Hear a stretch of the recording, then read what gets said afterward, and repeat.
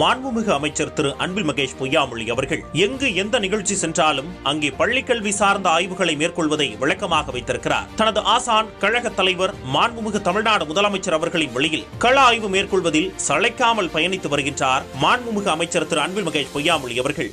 அதை போலவே பன்னாடுகளுக்கு பயணம் செய்தாலும் அங்குள்ள அரசு பள்ளிகளை பார்வையிட்டு அந்நாட்டு கல்வித்துறை சார்ந்த அலுவலர்களையும் சந்தித்து கலந்துரையாடி வருகின்றார். அவ்வகையில் தற்போது டென்மார்க் நாட்டின் கல்வித்துறை இயக்குநரகம் சென்று அத்துறை சார்ந்த இயக்குநர்களிடம் கலந்துரையாடினார். அப்போது மாண்புமிகு தமிழ்நாடு முதலமைச்சர் அவர்களின் திராவிட மாடல் ஆட்சியில் தமிழ்நாட்டில் செயல்படுத்தப்படும் மாணவர்கள் சார்ந்த திட்டங்கள் குறித்தும் புதுமை பெண் மற்றும் முதலமைச்சர் காலை சிற்றுண்டி திட்டங்களின் பயன்கள் குறித்தும் அந்நாட்டு கல்வித்துறை அதிகாரிகளிடம் எடுத்துரைத்தார். அதைத் தொடர்ந்து ஸ்வீடன் நாட்டிற்கு பயணமானார் மாண்புமிகு அமைச்சர் அவர்கள். ஸ்வீடன் நாட்டில் உள்ள லாங்குவேஜ் சென்டர் என அழைக்கப்படும் தாய்மொழி கற்பித்தல் மையத்தை பார்வையிட்டார். பல்வேறு மொழிகள் பேசக்கூடிய மக்கள் ஸ்வீடன் நாட்டில் வசிக்கிறார்கள். இவர்களின் குழந்தைகளுக்கு அவர்களின் தாய்மொழியில் கல்வி கற்பிக்கப்பட வேண்டும் என உயரிய நோக்கத்தில் இந்த லாங்குவேஜ் சென்டர் செயல்படுகிறது. தங்களின் மொழிக்கு மட்டுமல்லாமல் தங்கள் நாட்டு குடிமக்கள் பேசும் அனைத்து மொழிகளுக்கும் முக்கியத்துவம் அளிக்கும் இத்திட்டத்தை மனம் நெகிழ்ந்து பாராட்டி மாண்புமிகு தமிழ்நாடு முதலமைச்சர் அவர்கள் தாய்மொழியில் கல்வி பயின்றவர்களுக்கு வேலை வாய்ப்புகளில் வழங்கும் முன்னுரிமை போன்ற திட்டங்கள் குறித்தும்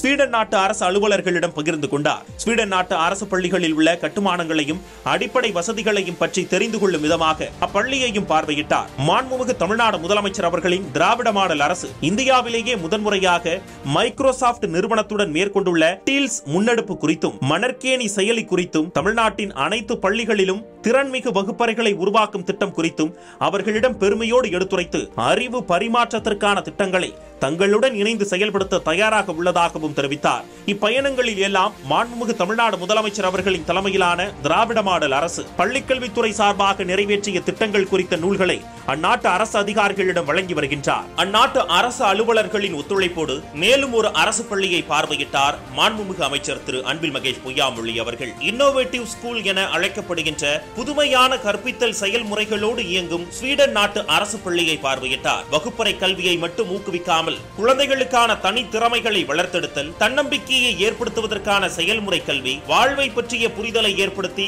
நேர்மறை எண்ணங்களை மாணவர்களிடம் விதைத்தல் போன்ற செயல்முறைகளோடு இப்பள்ளி இயங்கிக் கொண்டிருக்கிறது. தொடர்ந்து நார்வே நாட்டிற்கு பயணமான மாண்புமிகு அமைச்சர் அவர்கள் அந்நாட்டு பள்ளியையும் பார்வையிட்டார். ஆய்வகங்களையும் அடிப்படை வசதிகளையும் பார்வையிட்டு மாணவர்களோடு மாணவராக வகுப்பறையில் அமர்ந்து கற்பித்தல் முறைகளையும் உள்வாங்கினார். அப்பள்ளி மாணவர்களிடம் கலந்துரையாடி தமிழ்நாட்டிற்கு வருகை தருமாறும் அழைப்பு விடுத்தார். இது போன்ற வெளிநாட்டு பயணத்தின் போதுதான் டீல்ஸ் திட்டத்திற்கான ஒப்பந்தம் மைக்ரோசாப்ட் நிறுவனத்துடன் மேற்கொள்ளப்பட்டது என்பது குறிப்பிடத்தக்கது. மாண்புமிகு தமிழ்நாடு முதலமைச்சர் அவர்களின் மாணவர் மாண்புமிகு அமைச்சர் திரு அன்பில் மகேஷ் பொய்யாமொழி அவர்களின் சாதனை பயணம் தொடர்ந்து கொண்டிருக்கிறது.